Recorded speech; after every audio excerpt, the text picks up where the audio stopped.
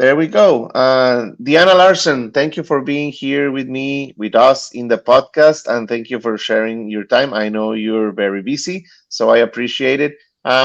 So to start, could you tell the audience a little story about who is Diana, where do you live, what do you like, how did you got into this agile world, right? Sure.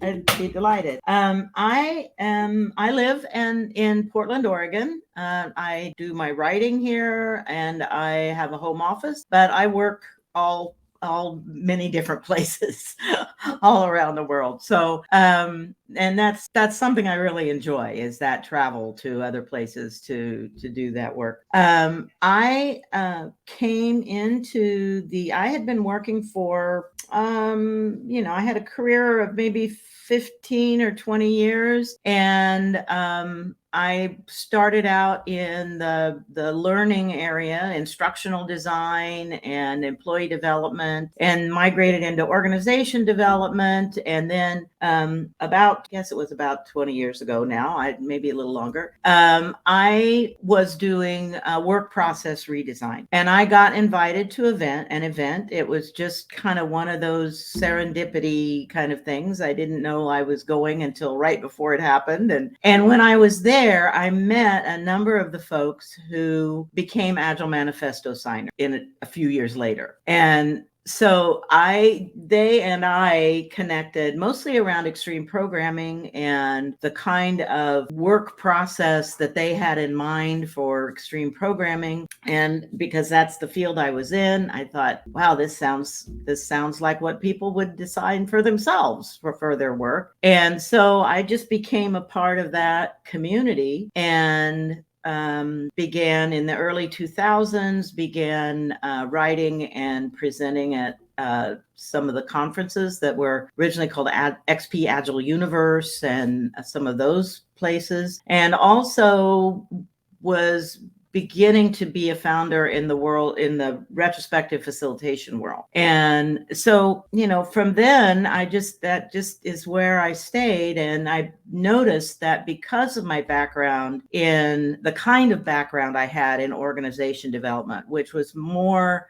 work design and work process design, and I mostly worked with high-tech folks anyway. I was working in high-tech manufacturing and some information technology spaces, but engineering organizations and so on. So I had a real affinity for the kinds of things that the early XP folks were talking about. And then, I began meeting some of the other folks in the Agile community as well. And it just kind of progressed from there. But what I realized is that because of my background, which was in work process design for technical fields, I had some experiences with people choosing to work in cross-functional, self-organizing or self-managing teams. And what the outcomes of that were and what some of the challenges of that were. So that's what I was able to bring. I had already been working quite a bit with total quality processes and lean processes and business process reengineering and all of those kinds of things that I had familiarity with. And so that kind of how writing the books started. Esther and I, originally were like, there's this 12th principle in the Agile Manifesto that at regular intervals, the team pauses to reflect, tune, and adjust, but nobody had a practice around that at the time. None of the methodologies really had a practice. They just knew it was a good idea to kind of stop and think about things. Alistair Coburn and Crystal had a practice called reflection, but it wasn't necessarily about continuous improvement. And so that's why Esther and I decided, this would be a good time. We got a lot of encouragement from other folks. This would be a good time to write a book and start talking about retrospectives in the Agile space. And so it just kind of rolled on from there. I mean, all the books that I've written have been bringing, my experiences, my wisdom, and then that of a co-author, because I like working collaboratively. So and now here we are today. The Agile community embraced my ideas, began to invite me into leadership roles, like at the Agile Alliance. I was on the Agile Alliance board for many years. And when I left that board, I kind of went back to my roots for a little while and was on the organization design forum board and for a few years.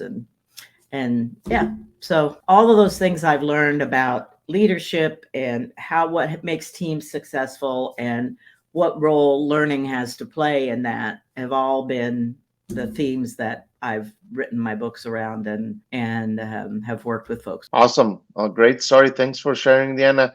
So then the first book that you write is called Agile Retrospectives, right? Making Good Teams Great. Yeah. Who would be the audience for this? Is it for Scrum Masters, Agile coaches?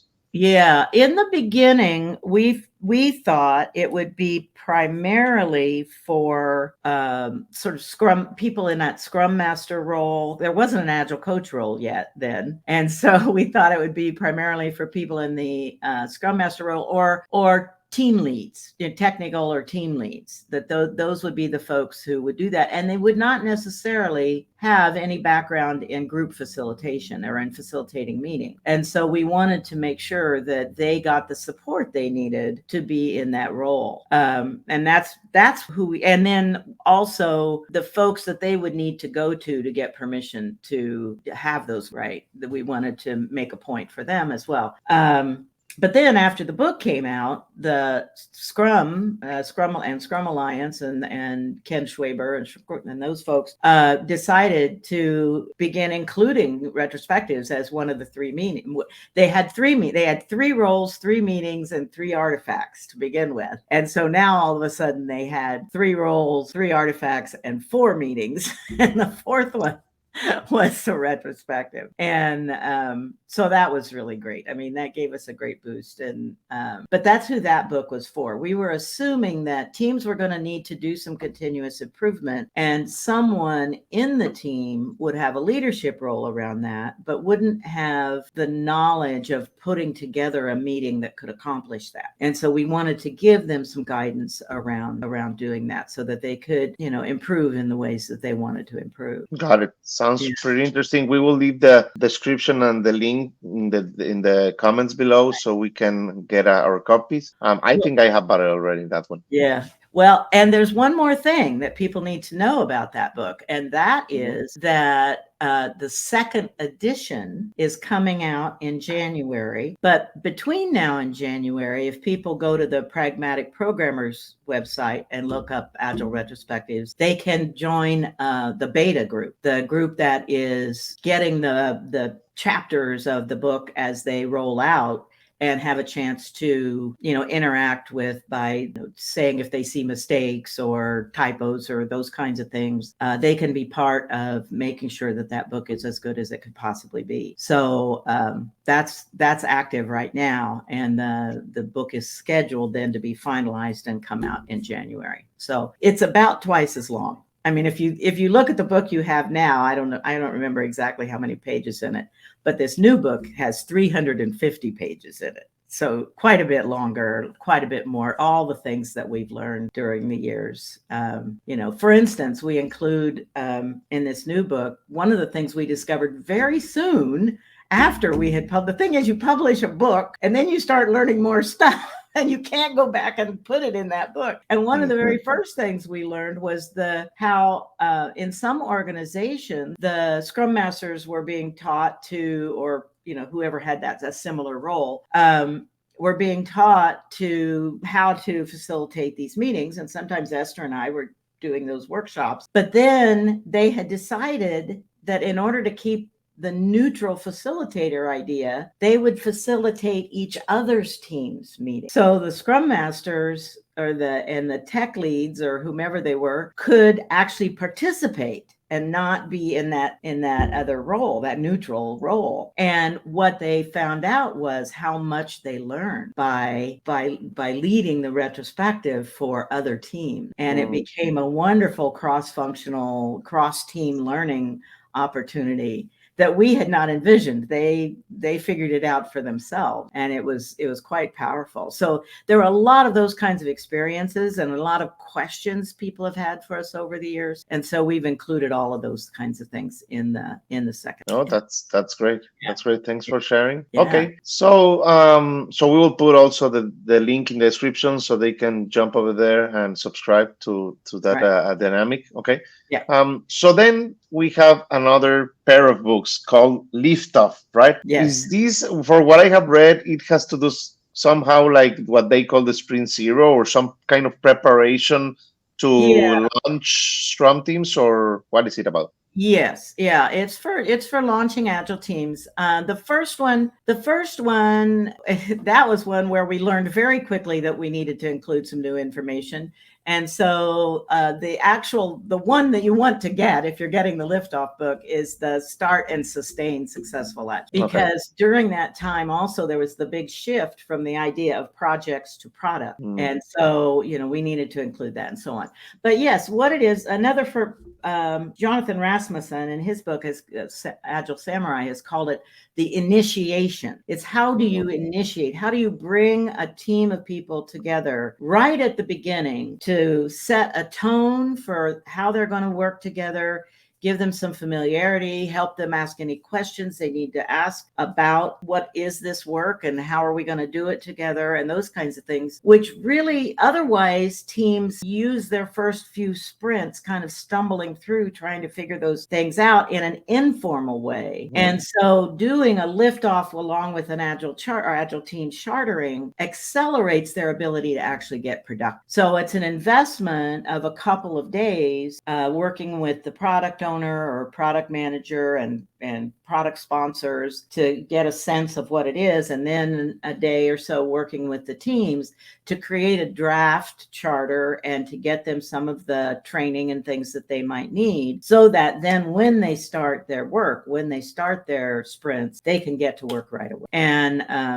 And they don't spend, the 2 or 3 sprints worth of thrashing that otherwise tends to happen. And so people say, oh, well, how could we possibly invest in these two? It's like, well, it's like any investment. You're expecting a payoff, right? And your payoff is acceleration into performance, right? You get to productivity and performance and delivery much. So that's really what that book is about. It's a template for how to put those kinds of meetings together, and then what things you need to think through, what things a facilitator needs to think through if you're hiring somebody to facilitate those meetings, but to help the teams get the best possible and begin to create the environment where teams can do their best work. That's really good. You cannot imagine how many customers I have been working with where the Scrum Masters are not ready for Scrum, even because there were just like project managers that suddenly we want to be agile,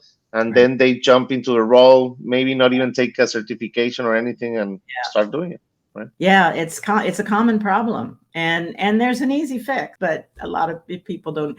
I think Liftoff is the book most people know the least about, and that makes me a little sad. It's like your middle child that doesn't get as much attention as the other ones, but really has something to offer the world, right? And the Liftoff feels a little like that for me, and it was such a joy working with Amy, who was my co-author on that book. That I.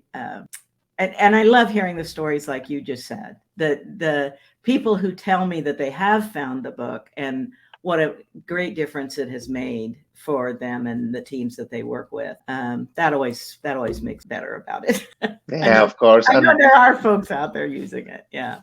Don't worry, with the 10 million, audience, 10 million person audience that we have right now, they will just jump and buy the book. So no worries. Wonderful. Yeah. So then it came another one, right? Lead without blame, building resilient learning teams. Yeah. Right. Well, in the middle, there, we spent a little bit of time, James Shore and I spent a little bit of time on building out the Agile Fluency model, which is a downloadable sort of ebook at agilefluency.org. It's not a full-fledged book, but in his new book, The Art of Agile Development, James Shore writes a lot, fills out a lot more information about the Agile Fluency model and so on. And so that was kind of in the interim between between Liftoff and Lead Without Blame. But yeah, now Lead Without Blame came out last September. And this one is free, right? The Agile Fluency. I just opened the link. Oh yeah, it's a free downloadable ebook. Nice. Okay. And then what about this one? Who would be the audience for Lead Without Blame? The Lead Without Blame is more for leaders who are leading in a team environment where they need to lead team, and to help them understand the difference between leading teams and leading individual contributors. And like there's a slight difference in the motivators for people who are in teams than for teams as a whole, thinking of teams as their own entity, right? A team of people. The team of people has a different motivational profile than an individual has. And so we wanted to clarify that. We wanted to help leaders understand that, some of the differences, and then so we talk about the 3 essential motivators. How do you motivate people when they're working in a team? How do you motivate a whole team of people? And then we go into, and what does that mean for the leader? How would their behaviors need to change? And then what kind of learning behaviors do they need to support for their teams? And we call those the resilience fact, team resilience fact. And so it's some new models that Tricia Broderick and I created to help people have a mnemonic for those various things. How do you motivate teams? How do you become the best possible leader of teams, particularly in the kind of work that is creative, like software work? It is for more than just the Agile community. It is for leaders much more broadly. And it's for leaders at all parts of the organization. It's not just for directors or engineering managers, but it also for team leaders and for informal leaders, people that are influencers within their organizations who might not have a title, but definitely have a role in leadership because people look to them for guidance and then also, for the C-suite and senior leadership. So it's for that perspective of leading other people toward performance and progress. And got it. Yeah. Thanks for sharing.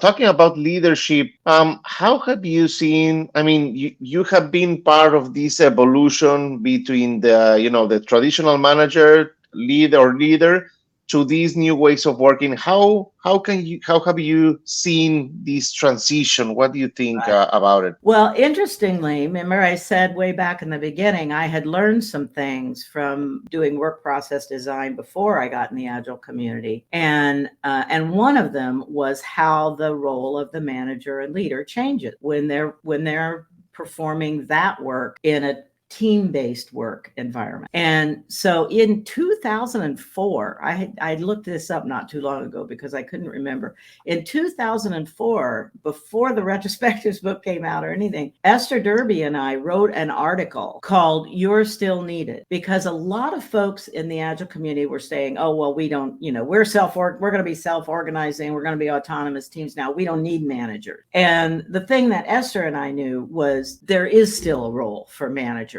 But we need to help managers understand how that role has changed when they move into this new kind of environment. And it was a 2 or 3 page article just hitting on some of the things that she and I had learned in our previous work. Well, so that awareness has always been with me. And so that's one of the reasons that it felt really good to write the Lead Without Blame book, because that understanding from before, plus all the experiences that I've had in my own leadership role since then have, all come, and Tricia in her roles as a senior executive in some software organizations, putting that together in a book that says more about what's needed now in terms of that kind of, and but it, it's been in my life for a long, long time, that awareness and that knowing. It's just like I can only get to one thing at a time, and so retrospectives seem most important, and then helping teams get started became most important, and then figuring out what the different learning challenges are for teams who are doing different kinds of work became most important, and then finally the leadership work became most important. Got it. Yeah. Thank you for sharing. Yeah. Okay. So another topic that I've seen on your LinkedIn that you know about is the collaborative spaces and collaboratories. What is this concept about? I love that idea of collaboratories.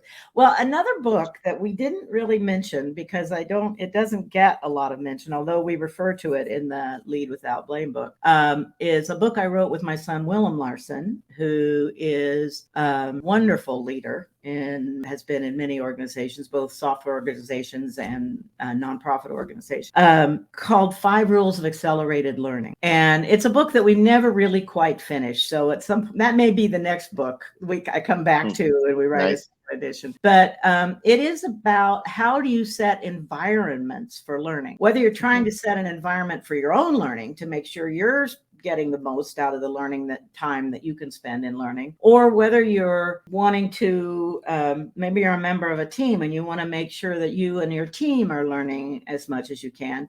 Or you might be someone who is expected to come in and support learning, like a classroom trainer or so, or a facilitator who's helping people learn in meetings and not necessarily bringing content, but helping people find their own content. So we both had a lot of interest in that, and Willem had done a lot of work with it in another area. And so we decided to write this book, and it is about the 5 things that you really need to stop and think about if you're trying to create a good environment for learning, whether it's individual or group or organization matter. It's just sort of 5 truisms about learning and building skills. So that one happened in there somewhere along the line too. It's on LeanPub. People can find the not quite finished version of it on LeanPub. It still needs some work. But it also, that's the other piece, is that we have been moving for many, many years. We talked about all of the kinds of work that require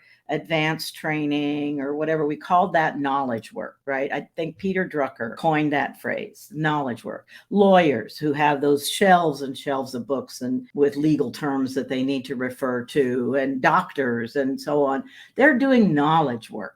Right? They have to have access to all of the experiments and things that have gone before and what's been learned and so on. Software work and some of the creative industry work like marketing and graphic design and, some of these other areas, UX, is more learning work. We can't rely on what we've already learned. We figured that out. If we didn't know it before, we figured it out very quickly in about March of April of 2020. What we thought was supposed to work didn't. And we all had to get very busy figuring out, what will work? What do we need to, what kind of probes do we need to put out there? What kind of testing do we need to do to sort of test the environment, test what's acceptable, test what's going to work? Because things are very different now and in a way that we never expected, and that not that many people have ever even written about. There wasn't a body of knowledge back there to go to, right? We had to learn our way. And I think that's the challenge for the future, is learning work. And so that's a big piece of why I'm focused on the idea of collaboratories and places like that. It's like, can we create work environments where the intention is for people to collaborate and learn together, right? And it's not a classroom that you go off to, but it's where you work every day, because this isn't something that you can separate from the work. This is the work, the ability to learn. And so that's one thing, for instance, for the retrospectives book. When we wrote that book, there was this handy idea of iterations or sprints and, a cadence where you could plug in a retrospective at the end of every week or 2 weeks or whatever cadence you picked for your sprint. But now, and the disappointing part of that was people didn't see it as part of the work. They saw it as some separate event that happened that had nothing to do with the real work that we were doing, which was baking code or whatever, right? What I'm seeing now is that the time between those retrospectives needs to get shorter and shorter and shorter, so much more frequent. And that means the time we spend in retrospecting and continuous improvement also needs to get shorter, right? And so looking for this, I'm actually going to be speaking about this at the Agile Australia conference in another week and a half or so, and a talk called Learn Small, Learn Frequently, Continuously Improve. And the idea is find the smallest, shortest possible cadence where you can plug in the smallest possible retrospective, and then do that very, very frequently to support your team, your work, you're learning about your work. So if people are working in Pomodoros, for instance, maybe you have a tiny retrospective, maybe 3-4 minutes at the end of every Pomodoro, or at the end of every other Pomodoro, or, every team has to figure this out for themselves. What's the right cadence? But for those who are working in a true collaboratory, like some of the folks who are doing software teaming, or it has a lot of names now, mob programming, software teaming, ensemble, swarming, all of those. A lot of those folks are working in Pomodoros, and some of them have adopted this. At the end of every Pomodoro, we have a short retrospect. Other folks aren't working. They may be pairing, but they're not working as a whole team the whole time. So they're going to need to figure out what their cadence is. Is it we have one to reflect on yesterday's work first thing in the morning to kind of get us started, and then we do something at break time and something at lunch and something at afternoon break, whatever works for people. But instead of having the hour-long or 2 hour and a half long, which is really what it takes for a whole group of people to come together deliberately and look at big issues, which is, kind of what we recommend for a two-week retrospective. We save those bigger ones for some other longer cadence that says, we've been looking at just this 25 minutes or this hour and a half or 2 hours of our work, and retrospecting on how we could have just made that piece better, and then making some choices about the next one, right? And then once in a while, we need to say, well, is there a pattern to these things that we're looking at in these shorter? And so that, I think, is, that kind of attention to small, frequent pieces of learning. Sometimes we call it bite-sized piece. You can't just cram all the food in your mouth at once, you'll choke, right? But if you take it in smaller bites, what the jokes about eating the elephant, right? How do you eat an elephant? One small bite at a time. It allows you to integrate the food or the learning, and then be prepared to you're ready for the next one. So anyway, I that was a rant, but it's the thing I'm really excited about right now. So. Yeah, no, that's great. Thanks for sharing. Actually, that was kind of the idea behind when I built this channel, right? I put it Scrum Express. So Right. the idea was very short lessons about Scrum, because we cannot take a lot, right? Like just Right. definition of done, boom. Definition of ready, boom, like something like that. So yeah, I'm totally aligned with that philosophy. So Diana, when we do Scrum, we suggest that we should have self-organizing teams. For teams that are looking at this video and saying, well, what do you mean by that? What do you mean by that? It has to do with one of the motivators that that Tricia and I talk about in the Lead Without Blame book, which is team autonomy. So as a team, what are the decisions? And it comes out of, there's just a lot of streams involved in it, but one of them is out of the Toyota Production System Lean book. Every decision gets made closest to the work that's in relationship to. So if that's happening, the team has to have permission or can't have permission taken away for making those decisions about the thing that they know the most about, more than anybody else. And sometimes they don't know the most about it, but they know a lot about it. And then they may need to pull in their product owner or their product manager to say, tell us more about this customer, or let us go visit with this customer because we need to learn this part about what they need, right? But the team can initiate that. And a self-organizing team is one that can figure out for itself the appropriate process design for their work. How are they going to distribute? Are they going to work as a whole team? Or are they going to work in pairs? Or are they going to work sometimes bringing in database people and sometimes bringing in UX people? Or are they going to have those as a permanent part of their team if they need to be that cross-functional? The team figures that out. And that's one of the things that the team can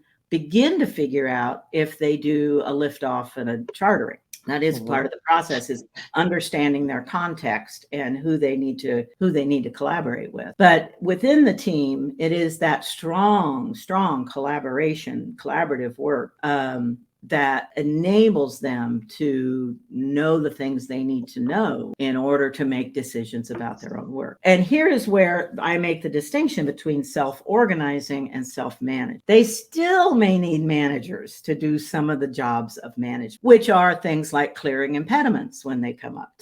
There are going to be a lot of policy and procedure and organizational communication and information flow things that the team is not going to be able to handle by themselves. They will have to go out and ask for help from someone, and their managers are the right people to ask for that, right? So, but the team, the self-organizing team, it's about the team is organizing their own work and learning for themselves when they need to bring in an outside expert or some support or help from outside, and knowing, that they are the ones who get to identify what's getting in the way of them doing the best work that they could possibly do. All of this is really about enabling people to do their best possible work. And so in my mind, a lot of the people who have management titles and that's what they're looking for, is how do I get the best from my people? And it's not about getting it. It's about creating an environment where they can do that. Because in all the years I've been working, which is more than 40 years now, I have never met a single person who says, I came to work to do a really crappy job. Yeah. Right? Everybody shows up. This is one of the principles of retrospectives too, the prime directive. We've got to know that everybody shows up doing the best they can that day. Now, the best they can that day can be influenced by a lot of things. Are they the right person to be doing this work? Do they have the right skills and information? Do they have the right environment? Do they have the right tools? If those things aren't there, then they're not going to be somebody else's idea of what's the best work they can do. They're only going to be able to do the best they can within the constraints they're given. And sometimes people show up, they've had trouble at home, or they're feeling ill, or which we hope people now will stay home if they're feeling ill. But they're, maybe something happened, on their way from their bedroom to their home office that, troubled them. They got a letter in the mail or something. All of those things, the situation at hand, the organizational politics, all of those things affect the best that a person can do on any given. And so what we want to do is make sure that most of those things are cleared away. And then if a person still isn't doing the best that we believe they could be doing, it's probably not about the person. It's probably about something in some outside influence that is causing them to not be able to meet their own standard of best, let alone the organizational standard. But managers generally want to make sure that the people that they have as their direct reports or whatever are doing the best they can and meeting some standard of best. Well, you don't point at the people for that. You point back here and say, am I creating the environment where there are no impediment to people doing the best they can? What are the system pressures on me that I'm passing on? All those kinds. Thank you for sharing. Great insights. Mm-hmm. So Diana, like 2 nights ago, I was sitting in a dinner with my friends that I have not seen in a few years, right? And they were telling me, like, what are they doing right now? No, I have a business, an e-commerce site, whatever. And when I try to explain them that I'm doing agile coaching, how would you explain that to, regular non-agile world people? Yeah. Yeah. Well, I think the role of an Agile coach is a lot of what I've been talking about in this conversation. The role of an Agile coach is working with the system at hand, whether they're assigned to a single team or a few teams, that's the system they're working with, or, something bigger. Enterprise Agile coaches work, with the whole organization in some way. Whatever system they are working with, they are doing their best to help up-level that group to being able to accomplish more than what they are accomplishing now, and doing that in a good way that's sustainable over time, that helps them learn, that them grow in all kinds of ways. It gives them delivery excellence, and occasionally, unlike a Scrum Master who really needs to understand Scrum and whatever product development they're doing, like if they're doing software or whatever, they really need to understand the nature of that. And that's what we expect from a Scrum Master. An Agile coach also sometimes needs to go out and say, it seems like we're thrailing around with something. I'm going to go check out what Lean has to say about waste. I'm going to go check out what this other stream that is aligned with Scrum and Agile, but is a related discipline. What do they have to say about this issue? What do I need to learn more about psychological safety that Amy Edmonds has been talking about? They're bringing in those outside resources, those outside awarenesses, to help the team grow and perform, or the piece of the organization that they're working with grow and perform. And I think I think that's the way we need to talk to people in organizations about what Agile coaches do. Agile coaches are here to help build the collaboration within whatever system we're working in, collaborative team members, collaborations between teams if they've got dependencies, and do that in the best possible way so that things move forward in the best possible, because they have a more of an overview than a Scrum Master has, who's embedded in a single team. And you need that. And I'm a little bit concerned about some of the organizations that are just wholesale laying off all their Agile coaches and saying, well, managers can do that. Well, if managers could do that, wouldn't they already be doing that? But the reason you've brought in Agile coaches is the managers weren't doing that. They were so focused in their functional silo or whatever it is, that, or their particular brand of the organizational politics, that they couldn't do that other job. And that's why Agile coaches are important, because they also understand the why behind Agile, right? They have that deep understanding as well, which most managers haven't been expected to have. So it's not anybody's failure. It's just there's a great quote from Jerry Weinberg about things are the way they are because they got that way, right? So spending a lot of time trying to figure out, but what are we going to do from here? What small changes can we make from here to improve? And I think that is a big role that the Agile. Thank you, Diana. Great.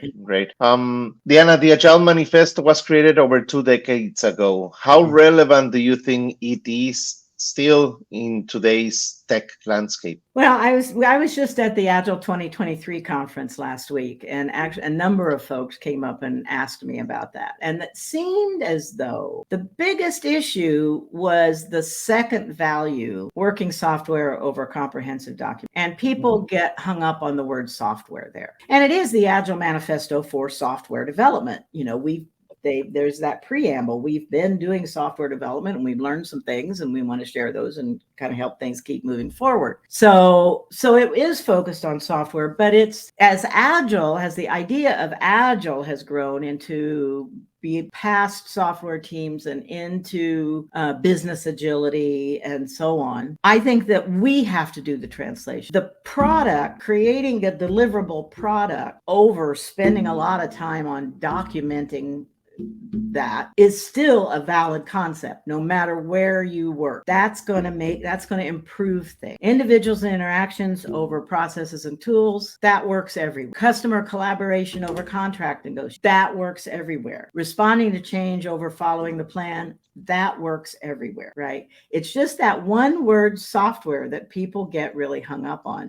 And if you're working in software, then that's the right word. If you're working somewhere else, then you have to make the transition, I think. But it doesn't invalidate thing. And you don't need to write a whole new one with your special word in that place.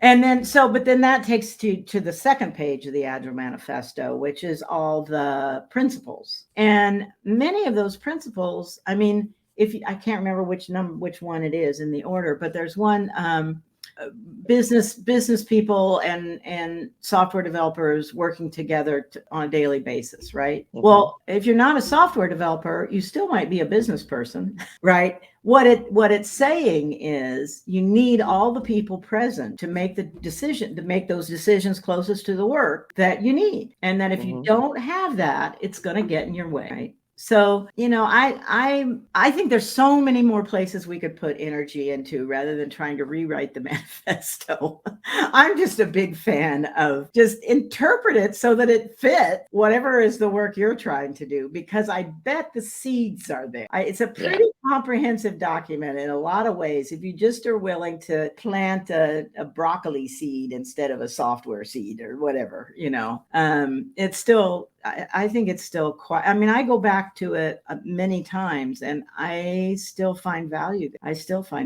At regular intervals, the team pauses to reflect, tune, and adjust. I don't care what group of people you're working with. That's going to be useful to you. And yes, we wrote the retrospectives book for software teams. And in the Lead Without Blame book, we have retrospective templates for leaders to use with all kinds and with teams of leaders. So for me, Principle 12 is pretty broad.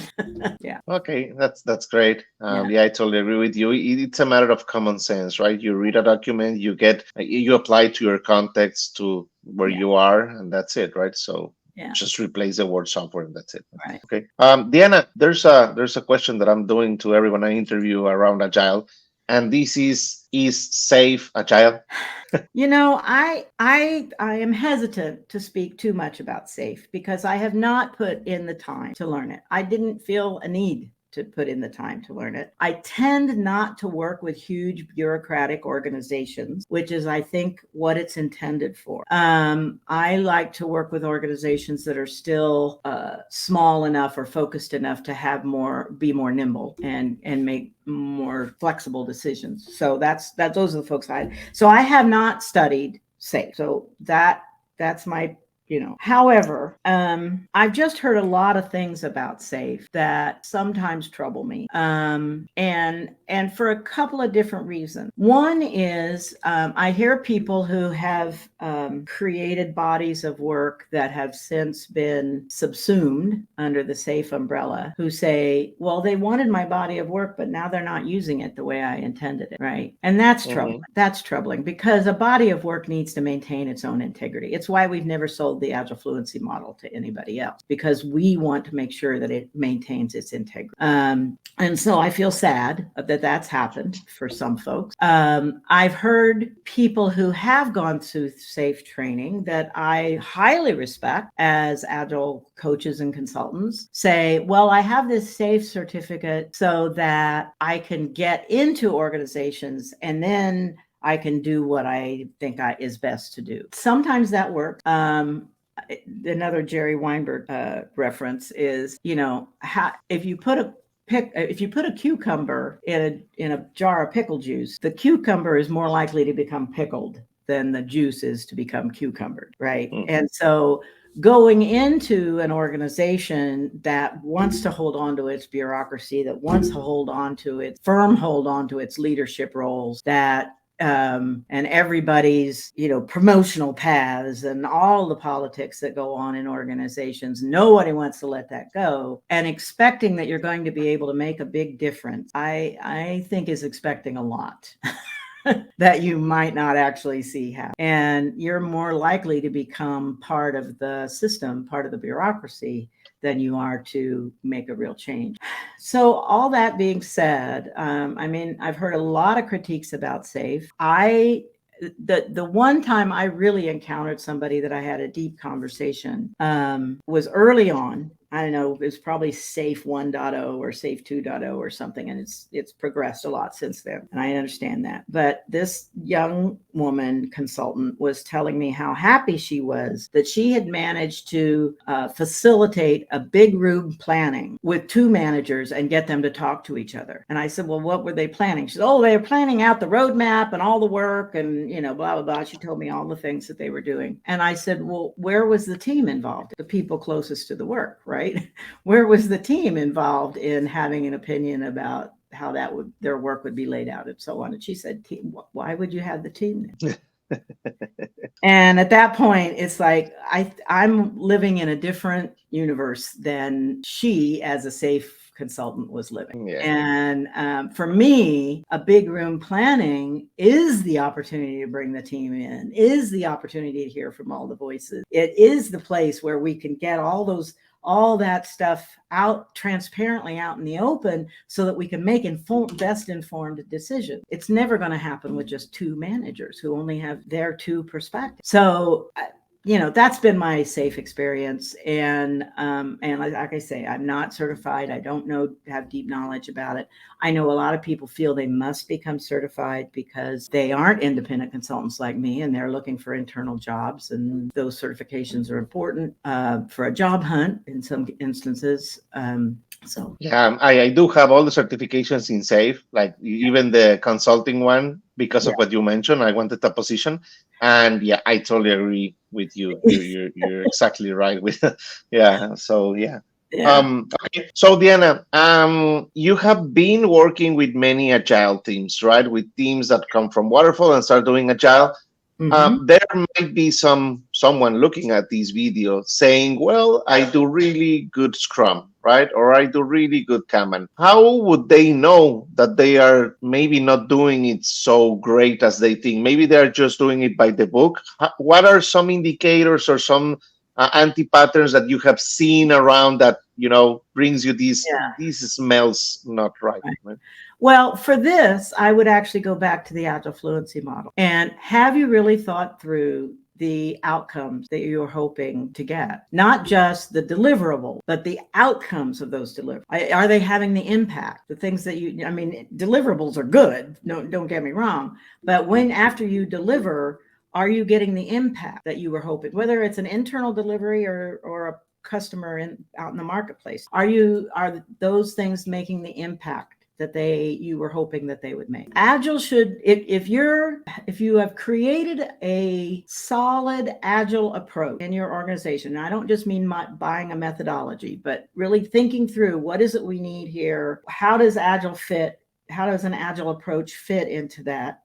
It's not a transformation. There isn't an end date. It's going to be a continuous, forever kind of way of thinking about things. But it gets easier if you just start thinking in that way, right? So if you're not getting the outcomes and impact that you were hoping for, if your OKRs aren't, showing up the way you want them to, and you're telling yourself that, but we're doing everything Agile, my guess is you're not. There's something missing. And, how do you tell a good by the book Agile or Scrum consultant coach from one that is just going to sell you the same old? That's really hard to say. I wish there were a better way of doing that. That's partly why a few colleagues and I are working on a project called the Agile Coaching Qualities Project. So we can look at not skill sets, but what qualities are we looking for in our Agile coaches, and maybe use that as a filter. I don't know. Look for the consultants that seem not like the best salespeople, but the most trustworthy to you, people who can be really trusted advisors, and ask them to come in and help you, sit with you to assess what's going on in your organization, what outcomes you're hoping to get, where those places may be that aren't changing in the way you need them to change, or transitioning in the way you need them to transition, and which ones are going to be the first ones to look at. I would read my Lead Without Blame book. I would read Esther Derby's 7 Rules for Positive Productive Change. And there's some good books out there. If you're a book reader, that's one way. If you'd rather go to a conference or something like that, there's a conference coming up in October. I mean, there's Scrum gatherings. You can find all those things all over the place. But this is a less known one. It's called The Thermodynamics of Emotion. And you can find it at thermodynamicsofemotion.com. All one word. Right. I was Googling. To the top. Yeah. And it gives you some really different ways of thinking about how things happen. So it's kind of equivalent to like the Wardley mapping stuff or Glenda Yang and Dave Snowden's complexity world kinds of things. How do we know what's going on? Those are other places where you can go. If you'd rather go to a workshop or a conference to do your learning, that's a good place. If you just want to talk to somebody, feel free to get in touch with me. I have a website, dianalarsen.com. It's still kind of under construction, but it's there and you can find me. And, there are a lot of us out here that kind of know what we're doing. And then there are a lot more who maybe knew a lot about management consulting and have now moved into Agile consulting that don't necessarily have the background in Agile that's going to steer you in the right direction. If your issues are technical, there are people I would point you to. I mean, I'm happy to serve as kind of a clearinghouse. Get in touch with me.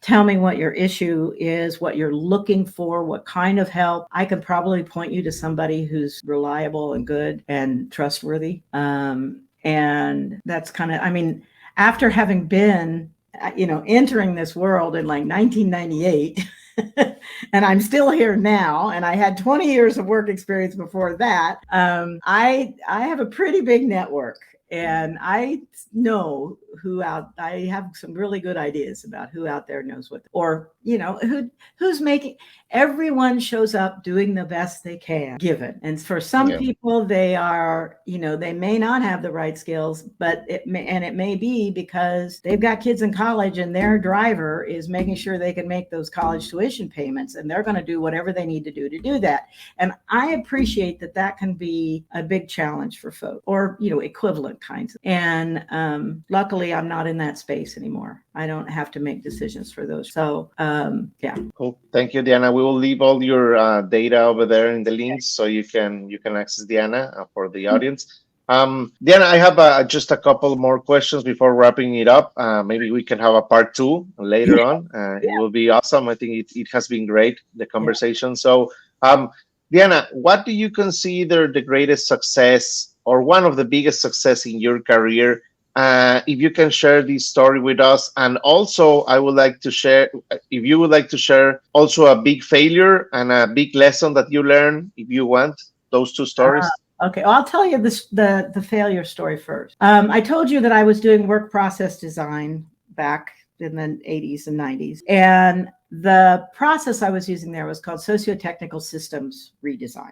And it was a way that we came in, we brought some principles about what made work good work that people enjoyed and so on. And then we helped people to create whatever work process design they wanted to create, whatever they thought would fit their work best. And for good or ill, in every single instance, when I was working with a group, they created some form of team-based work with cross-functional work, cross-functional self-organizing, self-managed. Well, then I discovered, and then I started talking to all these people about Agile and the Agile methods. And I talked to the extreme programming people, and I talked to the Scrum people, and I learned about Crystal, Alistair Coburn's, and all of those things that went together to make Agile. And I thought, these people have figured out really good ways to design the work. And so I sort of jumped on the bandwagon of, let me teach you Scrum. Let me teach you what you need to know about being a good team in XP, blah, blah, blah. Gave some caveats about, this is an organizational change. You got to be ready for that and some of those things. But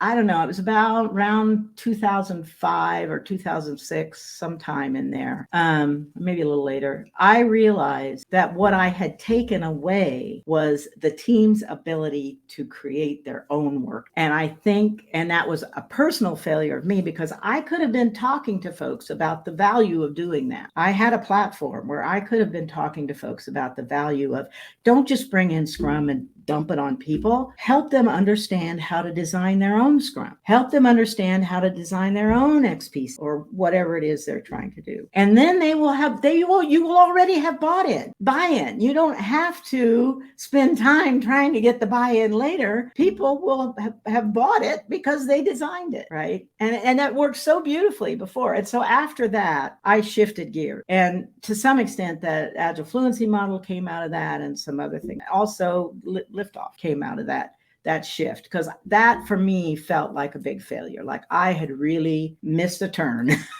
that it would have been good if I had taken. So that in my mind is my biggest. That. Thank you for sharing. Yeah. And then as for my success, I've had so many wonderful, I've been so fortunate in my life. And I think maybe the one big success it all comes down to is I spent some time in my late 30s, early 40s, somewhere in there, really thinking through, what did I think I was put on the planet to do? What was my personal mission, my personal purpose, whatever.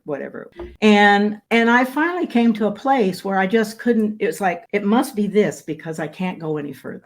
Anything else is going backwards. This is my forward move, right? And I've always maintained that focus, and that focus led me to this combination of leadership, learning in teams, learning environments. It has given me just really a wonderful life. And for me, I feel like that's my biggest success, is kind of keeping my eye on that. What am I put here to do? And then going through the doors that open up that are taking me in that direction, and deciding, no, not that way, because it wouldn't have helped me fulfill that mission, that personal mission, that purpose for me. So that feels like my biggest success. And I have a lot of stories about change in organizations. And actually, we just were working with an organization earlier this year, and somebody said, I just ran the numbers for the last 6 months, and what you guys did was fabulous. And it's great to hear that, but it's because it's an example of how I'm continuing to serve that purpose. So, and I don't like to tell other people what my purpose is, because I don't want them to just grab it and say, oh, that's a good purpose, and run with that, because that's happened. It's like, no, figure out your own. And then sounds good. Yeah. Thank you, Diana. Thank you for sharing that. That was awesome. Okay, so just the last one. For all those agilists that are just starting, that are looking at these podcasts, what would be some recommendations from you regarding where to learn more? Do you follow up some really good podcasts or persons on LinkedIn, or books that you recommend? What do you think? Yeah. There is so my favorite book is always the one that was most applicable to the project I just finished, or the thing I just did, the thing that helped me there. I have books about, if you could only see my bookshelf, it's about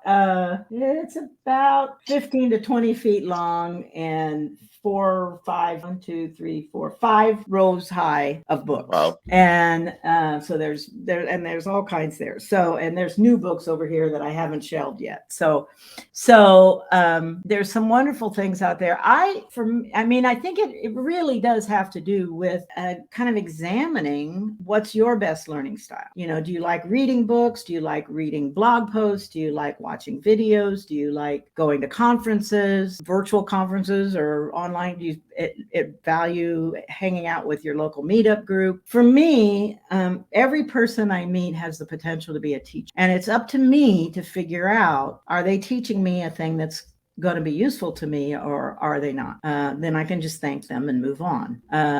And So the things that have been most resonant for me might not be the most resonant for you or anybody else, or even the most appropriate for where you are in your life. So I like going to conferences like the Agile 2023 or the big Scrum gatherings or things, but particularly ones, I particularly like Agile 2023 or whatever the number is for next year, because it's a big tent. There are people who have lots of different ideas who come there. And the XP conference that is usually held in Europe, I think next year is in Barcelona, is the same thing. It's an Agile conference. It's not just for extreme programming. It's an Agile conference, but it's the conference that blends practitioners with academic people who are doing research. And so you get exposed to a lot of interesting new ideas. And for me, it's going to those places and then noticing which of those ideas are drawing me more in the direction I need to go. Is it from Alliance? Is it hosted from Alliance or yes, from the it's hosted by the Agile Alliance. Oh, okay. Both of them are actually, the XP conference and the Agile 2000 and whatever year it is. I think the most important thing is to find those things that are drawing you toward in the channel that you like to get them, right? Whether it's YouTube or books or going to conferences or taking workshops. I have books and I like to use my books as reference, but in terms of reading them straight through to understand a thing, that doesn't work as well for me as going to maybe a training or a workshop on that topic. So I'll have the book so I can have it for reference, but then I like to go and interact with the material because that's how I learn best collaborative, right? I mean, in college, I always was in study groups because that was the best thing, right? So it really does. I mean, how do you learn best? And then what is it you want to learn about? And then that's a good advice. That gives you a path. Yeah, there might be someone looking at these that are very visual, others like, Udemy course or training or videos, or find the way you learn and the way you enjoy, right? And then go for that. There is a book I haven't read yet, but I'm really looking forward to. And and people are just starting out on their Agile path, they might find it too. And it's the latest book by Jim Highsmith, who was one of the Agile Manifesto signers and one of the more senior of them even at the time. And he wrote books called Adaptive Software Development, Adaptive Project. But he just wrote a book about his life in Agile. And so he talks about the manifesto and all the things that have happened for him since then. And so I'm really looking forward to reading that because I like autobiographies. So I'm really looking forward to reading that and learning more about his journey. He's a wonderful man. I met him in person and I know he's. Could you repeat the name of this guy? Jim, Jim Highsmith, Highghsmit. Awesome. I will look for him. Thank you. Thank you for sharing. Yeah. Okay. So I think that we're good. Let's prepare for part 2. If I get some time in your calendar in the next months. I think it has been great. I'm honored. It has been a pleasure talking to you, Diana. Thanks a lot. And we will talk soon if you agree. Have a great week. Thank you. Thank you. Bye.